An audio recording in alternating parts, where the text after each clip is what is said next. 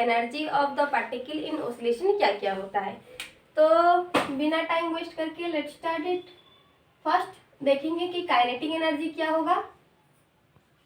Kinetic energy, उसके बाद देखेंगे पोटेंशियल एनर्जी क्या होगा।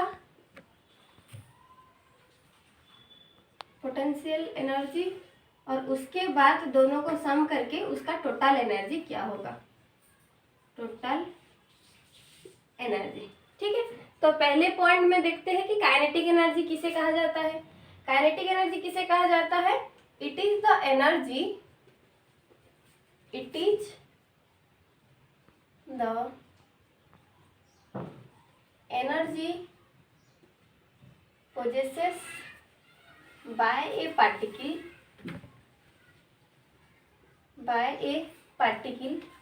by virtue of which, by virtue of its motion, ठीक है। तो काइनेटिक एनर्जी हम किसे कहेंगे? एक पार्टिकल का उसके मोशन की वजह से जो एनर्जी लॉस हो रहा है और गेन हो रहा है उसी को क्या कहा जाएगा? काइनेटिक एनर्जी कहा जाएगा। लेकिन वो जो एनर्जी मोशन की वजह से हो रहा है वो अगर मोशन के बिना, अगर पोजीशन के लिए होगा तो उसी को क्या कहा जाएगा? पोटेंशियल एनर्जी कहा जाएगा। उसको हम आगे समझेंगे। तो काइनेटिक एनर्जी का फॉर्म डेफिनेशन क्या है? It is the energy possesses by a particle, मतलब इस एनर्जी किसका? एक पार्टिकल पोजेस कर रहा है वो energy by virtue of its motion, उसी की मोशन की वजह से जो एनर्जी पोजेस हो रहा है तो उसी को कहा जाएगा काइनेटिक एनर्जी। तो उसका फॉर्मूला देखते हैं। हम पहले से भी ये पढ़ चुके हैं कि काइनेटिक एनर्जी का फॉर्मूला, मान लो काइनेटिक एनर्जी इक्वल टू, उसका फॉर्मूला क्या है? Half m v square. क्या है उसका formula? Half m v square. तो यहाँ पर एम क्या है? M is the mass of the particle,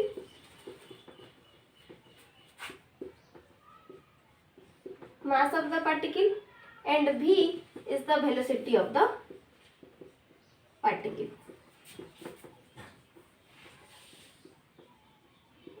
velocity of the particle। तो यहाँ पर देखते हैं कि जहाँ पर हम काइनेटिक एनर्जी निकालना चाहते हैं तो काइनेटिक एनर्जी का फॉर्मूला क्या है? हमेशा हाफ एम वी स्क्वायर होता है। तो यहाँ पर हाफ क्या है? मल्टीप्लाई हुआ है, और एम जहाँ पर उस पार्टिकल का मास है, कितना वजन का है वो, और भी क्या है? वो कितना वेलोसिटी से मूव कर रहा है। तो उसका फॉर्मूला है हाफ एम वी स्क्वायर। तो हम इसका पहले वीडियो में पढ़ चुके हैं कि भी velocity of the particle in the oscillation क्या होता है, उसका फॉर्मूला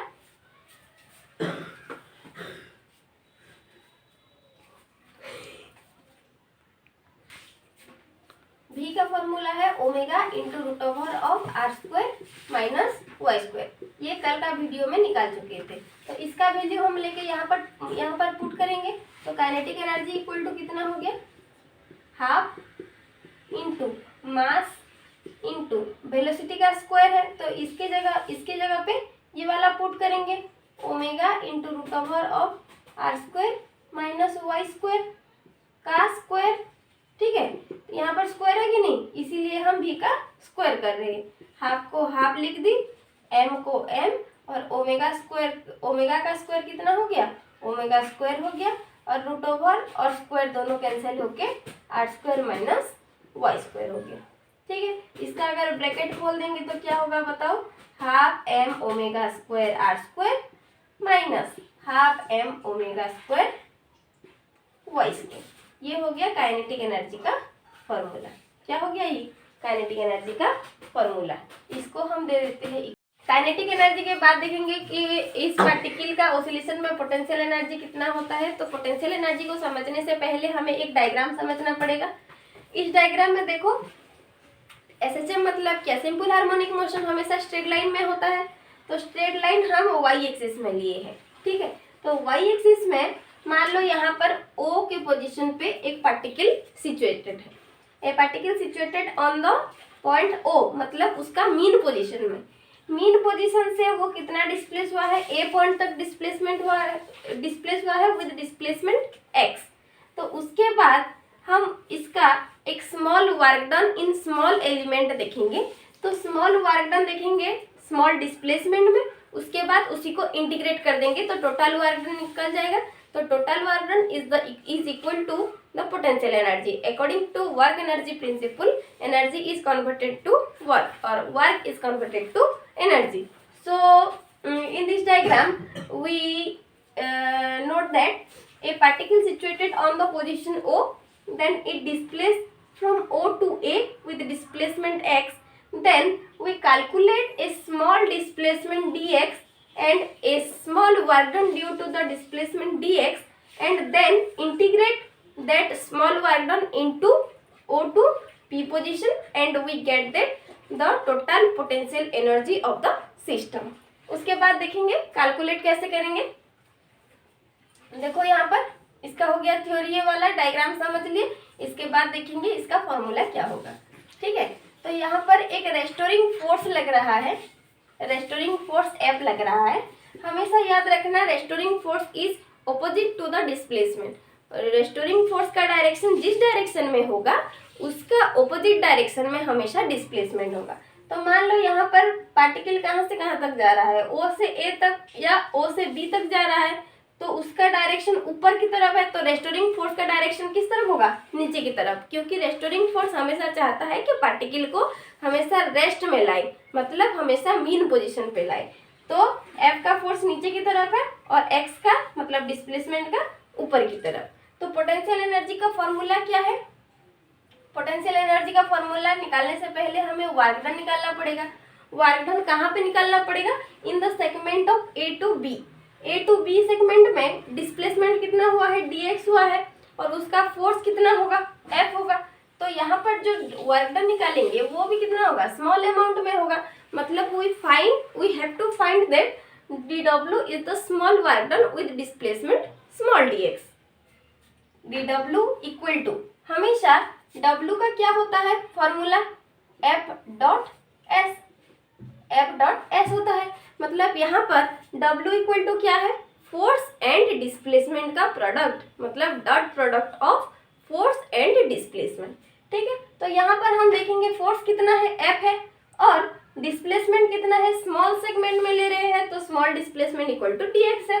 तो यहाँ पर पुट कर देंगे dw इक्वल टू, यहाँ पर स्मॉल वर्क डन तो यहाँ पर dw लिख दी। F जहाँ पर भी है सेम है रेस्टोरिंग फोर्स, तो F का F रहेगा।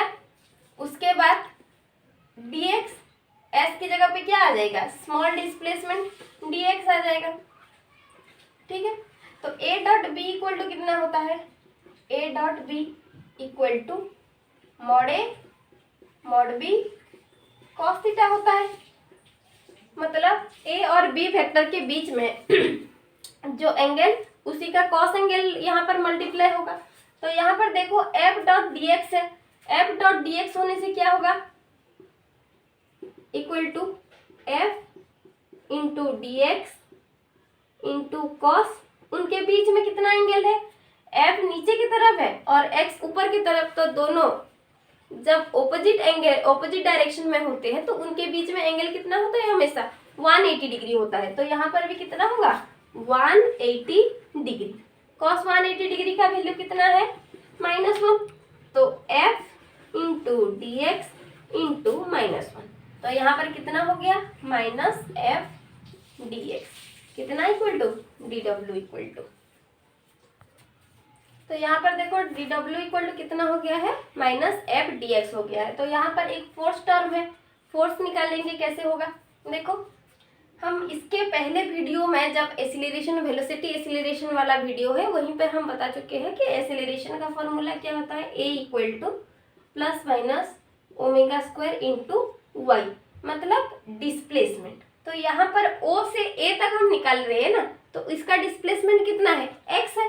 तो यहाँ पर x पुट करेंगे, ओमेगा स्क्वायर x, मतलब एसिलेरेशन हमेशा एक्सट्रीम पोजीशन पे मैक्सिमम होता है और मीन पोजीशन पे 0 होता है। तो इसका मीन पोजीशन कौन सा वाला है, ये वाला। तो यहाँ पर एसिलेरेशन क्या होगा, 0 होगा। और ऊपर जाके ये वाला अगर एक्सट्रीम पोजीशन मानते हैं तो यहाँ पर जाके उसका एसिलेरेशन कितना होगा, ओमेगा स्क्वायर x होगा, क्योंकि वो पॉजिटिव डायरेक्शन में जा रहा है। अगर नीचे आता तो माइनस ओमेगा स्क्वायर x होता। तो यहाँ पर A इक्वल टू हो गया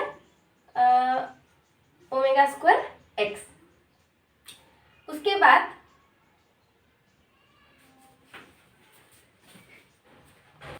तो ए का वैल्यू कितना होगा माइनस ओमेगा स्क्वायर एक्स। ठीक है, तो इसका अगर वैल्यू कैसे आया नहीं पता तो इसका पहले वीडियो आप देख सकते हो। ठीक है, तो A equal to minus omega square X. तो इसका वैल्यू फिर एफ को कैसे निकालेंगे, force equal to mass into acceleration होता है हमेशा। तो मास एम रह गया और एक्सेलरेशन कितना हो गया ओमेगा स्क्वायर एक्स इंटू एक माइनस। ठीक है, तो इसका वैल्यू लेके फिर यहाँ पर पुट करेंगे। If we put the value of f in this equation, then we get that dw equal to minus m omega square x into dx।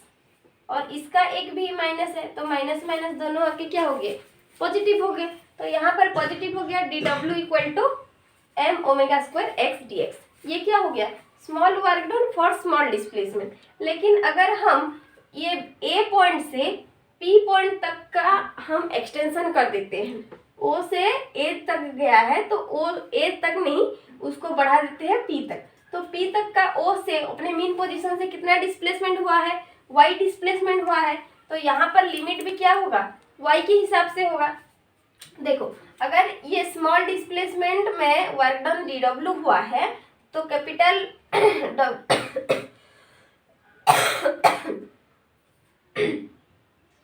Capital W मतलब टोटल वर्क डन निकालने से क्या करना पड़ेगा, निकालने के लिए क्या करना पड़ेगा इंटीग्रेशन करना पड़ेगा। तो दोनों साइड इंटीग्रेशन करते हैं। ठीक है, इंटीग्रेशन जहाँ पर ये डिस्प्लेसमेंट नहीं हुआ है बिल्कुल मतलब अपने मीन पोजीशन से जहाँ पर शुरू हुआ है वहाँ पर डिस्प्लेसमेंट नहीं हुआ है तो वर्क डन कितना होगा जीरो होगा। तो उसका लिमिट क्या हो गया जीरो, लोअर लिमिट क्या हो गया जीरो हो गया। तो जब वो पूरा ऊपर के पोजीशन में चला गया है तो ऊपर के पोजीशन में टोटल वर्क डन कितना होगा W होगा।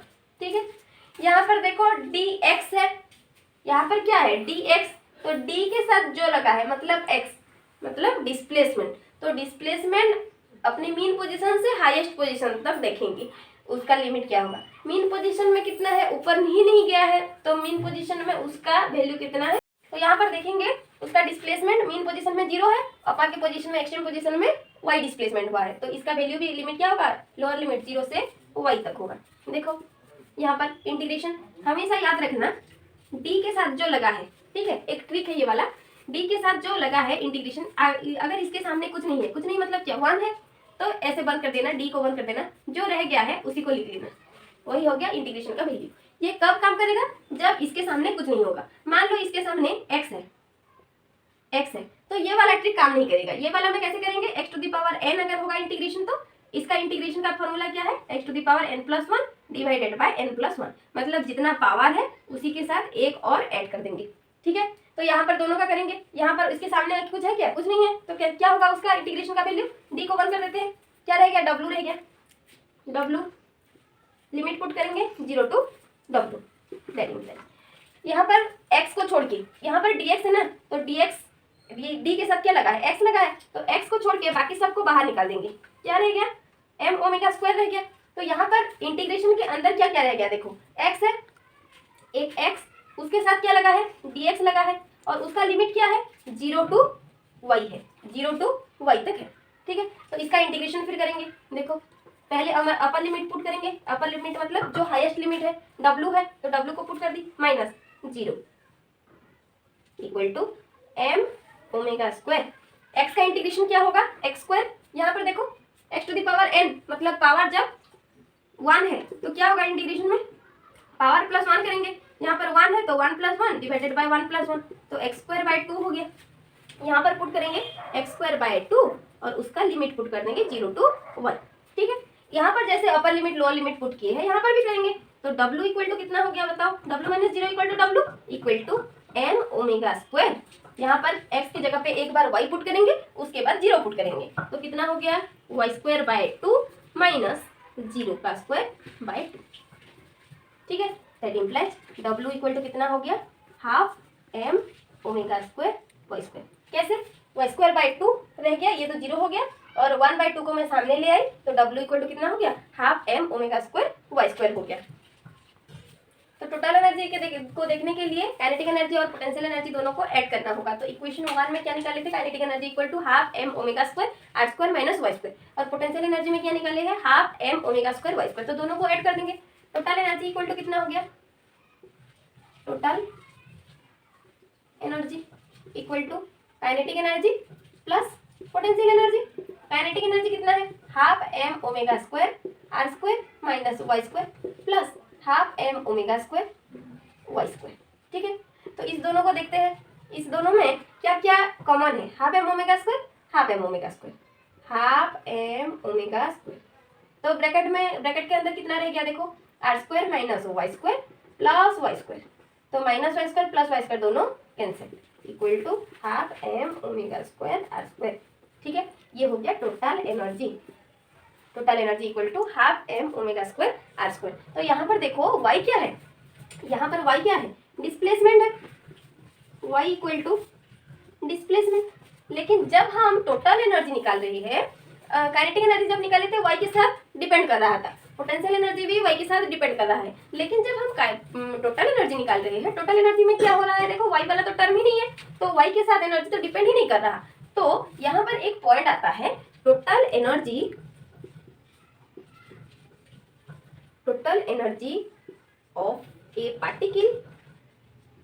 of a particle in SHM is independent of displacement, independent of displacement। मतलब जो टोटल एनर्जी होगा वो किसके ऊपर डिपेंड नहीं करेगा, डिस्प्लेसमेंट के ऊपर डिपेंड नहीं करेगा। तो यहाँ पर एक क्वेश्चन आता है कि total energy of A particle in SHM is dependent और इंडिपेंडेंट ऑफ द डिस्प्लेसमेंट। तो क्या लिखोगे यहाँ पर, इंडिपेंडेंट ऑफ द डिस्प्लेसमेंट लिखोगे। ये बहुत इंपॉर्टेंट क्वेश्चन है, शॉर्ट क्वेश्चन आता है यहीं से। तो इसका एक रह गया एनर्जी डायग्राम, उसका बाकी रह गया।